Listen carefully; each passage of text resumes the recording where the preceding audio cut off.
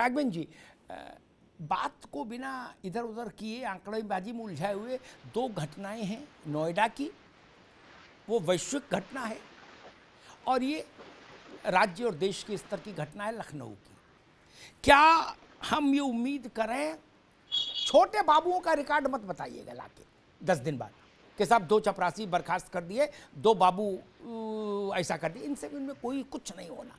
क्या हम ये उम्मीद करें कि जिला और प्राधिकरण चलाने वाले लोग ऐसी इमारतों के तमाम एनओसी से जुड़े सर्वोच्च अधिकारी स्तर के लोग जेल जाएंगे आने वाले समय में, या वही होगा कि दोषी बख्शे नहीं जाएंगे, जांच कमेटी बैठ गई है?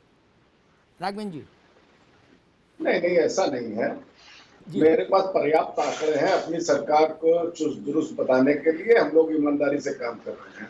देखिए अमिताभ जी, एक समस्या आती है काम करने के लिए। बहुत सी ऐसी चीजें होती हैं वो मुख्यमंत्री के हाथ के भी बाहर होती हैं। भाई हमारा काम जो होता है उसके बाद न्यायालय का काम बहुत जगह शामिल हो जाता है। तो कोई व्यक्ति ने अपराध किया, मुकदमा लिखा गया, वो जेल गया, उसके बाद जमानत मिल गई।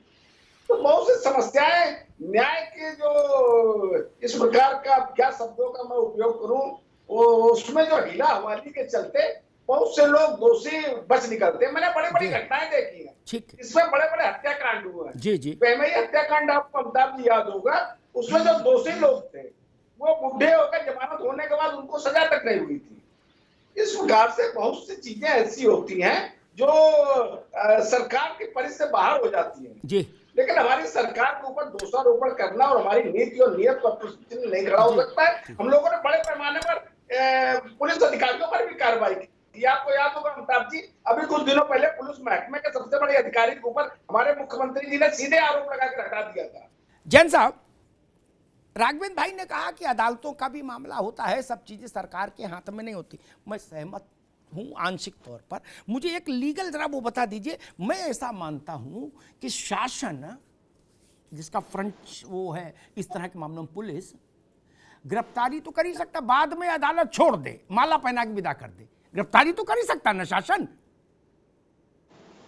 शासन के गिरफ्तारी करने पर तो कोई रोक नहीं। लेकिन यहां तो रोना यह कि गिरफ्तारी के भी कभी दृश्य हमने नहीं देखे कि कलेक्टर साहब को उठा के बंद कर दिया, कप्तान साहब को। बाद में हाई कोर्ट सुप्रीम कोर्ट से वो माला पहने आए। लेकिन पता तो लगे भाई, लखनऊ विकास प्राधिकरण का वीसी जेल गया, जेल में डाल दिया, बंद कर दिया। जैन साहब, ऐसा कभी मैंने तो सुना नहीं कि ऐसा मामला हुआ, 2 आदमी मर गए, वीसी को उठाया बंद कर दिया, जिसके समय कार्यकाल था। और अगर अदालतें क्या कहेंगी बाद में, इस आधार पर हम गिरफ्तारियां नहीं करेंगे, तब तो मुझे लगता है फिर मुलजिमों की गिरफ्तारी भी मुश्किल हो जाएगी। जैन साहब। मैं आपकी बात से सहमत हूं। स्टेट गवर्नमेंट की पावर्स बड़ी वाइड होती है और प्रदेश सरकार, पुलिस विभाग अगर ये ठान ले कि हमें कार्रवाई करनी है तो कड़ी से कड़ी कार्रवाई की जा सकती है और की जानी चाहिए ऐसे प्रकरणों में। तभी पब्लिक का विश्वास जो है वो सरकार में एक बनेगा। और रही बात इसकी बेल की, तो बेल का प्राविधान तो हमेशा रहेगा और बेल मिलती भी है। पर ऐसा नहीं है कि बिल्कुल अंधेरगर्दी है कि ऐसे प्रकरणों में किसी को अरेस्ट करके भेजा जाए। जो आपने कहा, मैं इससे सहमत हूँ। गंभीर प्रकरण है, इसमें 4 बड़ी जवान जिंदगियां गई हैं और बड़ा पब्लिक में ऐसी घटनाओं को लेके रोष रहता है, क्योंकि वो खुद भुक्तभोगी होते हैं कि वो तो कुछ एक जरा सा भी कहीं निर्माण शुरू किया और कोई पहुंच गया, और यहाँ उनको लगता है कि रेजिडेंशियल एरिया में इतना बड़ा होटल खड़ा हो गया, कमर्शियल एक्टिविटी चल रही है हार्ट ऑफ द सिटी में, और इस पे कोई कार्रवाई ना हो। तो कार्रवाई होनी चाहिए। मैं समझता हूँ मुकदमा दर्ज हुए हैं, जो 2 लोगों की कमेटी बनी है, ये अवश्य ही आईपीसी के सेक्शंस में जो भी दोषी अधिकारी हैं उनके विरुद्ध कार्रवाई रिकमेंड करेंगे और ऐसे लोगों को के खिलाफ कड़ी से कड़ी कार्रवाई अमल में लाई जाएगी। अंसारी साहब, क्या आईएएस अधिकारी या बड़े अधिकारी, आईएएस नहीं बड़े अधिकारी मान लीजिए, सब उसमें आ जाएंगे, बिल्डिंग वाला चश्मा लगा के निकलते हैं बाहर शहर में, काला नहीं होता जिसमें कुछ दिखता नहीं? क्योंकि अगर मैं शहर में घूम रहा हूं गाड़ी में, ठीक, तो मुझे दिखेगा कि भाई इतनी सकरी गली इसमें या अस्पताल का बोर्ड कैसे लगा, किसने खोला अस्पताल, बुलाओ 10 मिनट गाड़ी रोकूंगा ना, नहीं ये मॉल किसने खोल दिया, यहाँ तो जा रही इतनी छोटी जगह, बुलाओ उसको, कौन है मालिक। ऐसा कभी आप लोग करते नहीं ना जब पदों पे रहते हैं कि चलने दो, वेल्डिंग वाला चश्मा लगा लो, दिखेगा ही नहीं, आनंद ही आनंद अंदर। जब आप बताए आपने ऐसे दृश्य देखे कि कलेक्टर रुक गया, देखा, बुलाया, बैंक्वेट हॉल किसने खोला भाई, यहाँ कोई गड़बड़ हो जाएगी, कैसे फायर ब्रिगेड जाएगी, कैसे एम्बुलेंस जाएगी, कैसे रेस्क्यू ऑपरेशन होगा, नहीं। कलेक्टर के या जो डेवलपमेंट अथॉरिटीज हैं जी, उनके वीसीएस के अंदर में, वाइस चेयरमैन के अंदर में बहुत बड़े इन्फोर्समेंट की मशीनरी होती है। अगर वो खुद भी न जा रहे हों, लेकिन अगर वो ठान ले कि हमें इलीगल कंस्ट्रक्शन को चेक कराना, तो मशीनरी की कमी नहीं है, उस पर तवज्जो उतनी नहीं दी जाती जितना करना चाहिए। मशीन तो बहुत बड़ी और पावर बहुत ज्यादा है, खाली एक नोटिस देना होता है जिसमें 15 दिन की मियाद है, उसके अलावा बाकी आप जो चाहें कर लें, बुलडोजर चला दें, गिरफ्तारी करा दें, कंपेंसेशन के लिए कंज्यूमर कोर्ट में चले जाए, there are so many avenues. लेकिन है बहुत जगह तो वायलेशन है, there are so many violation. Government तय तो कर ले कि नहीं हमें वायलेशन के खिलाफ कार्रवाई करना है, तब कमी आएगी इसमें। जी भैया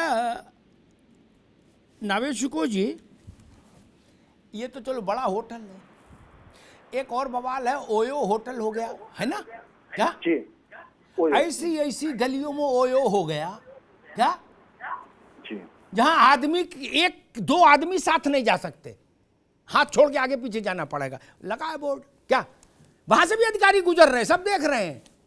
अब मैं क्या मानूं, काला चश्मा पहनते हैं या बिल्डिंग वाला चश्मा पहनते हैं, क्या कहूं उनको। जी बिल्कुल, देखिए जो मलाईदार व्यवसाय हैं जिससे ज्यादा कमाई होती है, उसके खिलाफ, उसकी अनियमितताओं के खिलाफ मुख्यमंत्री का आदेश भी काम नहीं कर पाता है। देखिए मैं 2 एग्जाम्पल देता हूँ। मुख्यमंत्री जी ने 2 आदेश दिए थे। एक आदेश दिया था कि भाई जो अवैध टेम्पो स्टैंड है और जो ई रिक्शा जगह जगह आ जाते हैं, ट्रैफिक जाम होता है, उसके खिलाफ कार्रवाई करिए। कार्रवाई हो गई और सब बिल्कुल बेहतर तरीके से हो गया कि अब अवैध टेम्पो स्टैंड भी नहीं है और इस तरह, क्योंकि वो व्यवसाय छोटे थे, रिक्शे वालों के थे, वो छोटे लोग थे, वो हिस्सा नहीं दे सकते थे, लकड़ी चली, सब राइट टाइम हो गए। लेकिन ये व्यवसाय है कमाई वाले। अब मैं एक एग्जाम्पल देता हूँ। मुख्यमंत्री जी ने अभी 1-2 महीने पहले कहा था कि भैया सरकार बहुत बदनाम हो रही है, और ये पेपर आउट होने का मामला जो है, हमारी इंटेलिजेंस और हमारी रिपोर्ट ये बता रही है कि इसमें हाथ है कोचिंग वालों का। असल में कोचिंग एक बहुत बड़ा व्यवसाय है, खूब कमाऊ पूत है, इसमें खूब कमाई होती है, लेकिन सरकार उसके खिलाफ काम नहीं कर पा रही है। आज की तारीख में मैं दावा करता हूं लखनऊ में ऐसी कोचिंग है कि आग लग जाएगी तो एक आदमी नहीं बच पाएगा बच्चे। हाँ।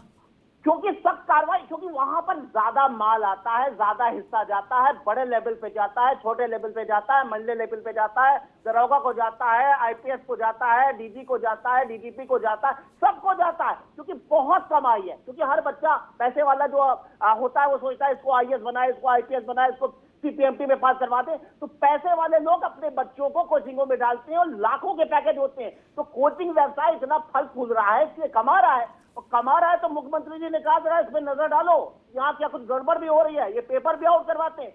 वो तो छोड़िए, गली कूचों में ऐसी कोचिंग है जहाँ 5-5 लाख नवेद भाई एक मिनट, इसमें मैं एक प्रैक्टिकल एस्पेक्ट जोड़ना चाहता हूँ।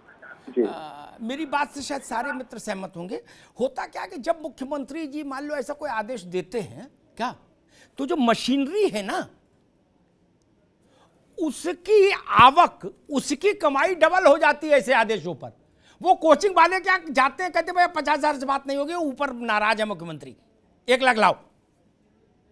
क्या बोले अखबार नहीं पढ़े थे, उन्होंने कहा सब ध्वस्तीकरण करो, तो पहले 50 ले रहे थे, फिर 1 लेने लगते हैं।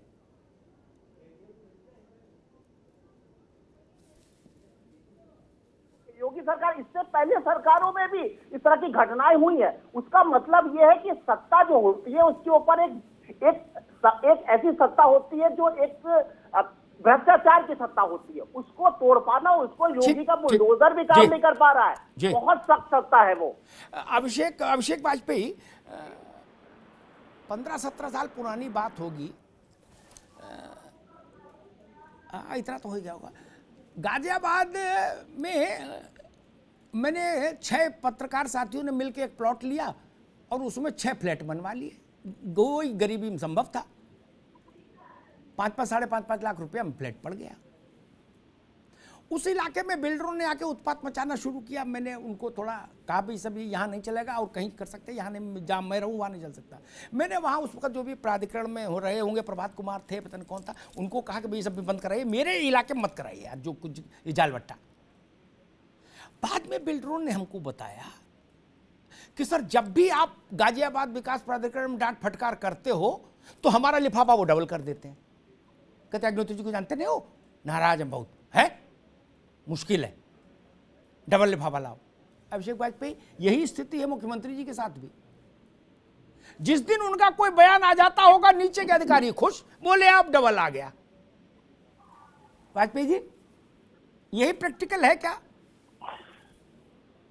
देखिए अमिताभ जी, मुख्यमंत्री जी आदेश दें या ना दें, जिसको अपनी मलाई लेनी है वो किसी ना किसी रूप में किसी अधिकारी का नाम लेकर के या मुख्यमंत्री जी का नाम लेकर के या डीआईजी का नाम लेकर के या प्रमुख सचिव का नाम लेकर के वो मलाई समेट लेता है। जैसा आपने एक ये वाक्य बताया, लेकिन मैं अभी उस व्यक्ति का नाम नहीं लूंगा, प्रेजेंट टाइम में वो किसी जगह के वीसी हैं। और मैं आपको बताऊं कि आजमगढ़ में उन्होंने एक जमीन खरीदी थी। उस जमीन पे जैसा आपने बिल्डर का बताया, उन सिर्फ जमीन 3000 स्क्वायर फीट थी, आसपास सब बिल्डर ने कब्जा कर लिया। उनको अपनी जमीन छुड़वाने के लिए बिल्डर से मजबूरी बस सस्ते में बिल्डर को बेचनी पड़ी।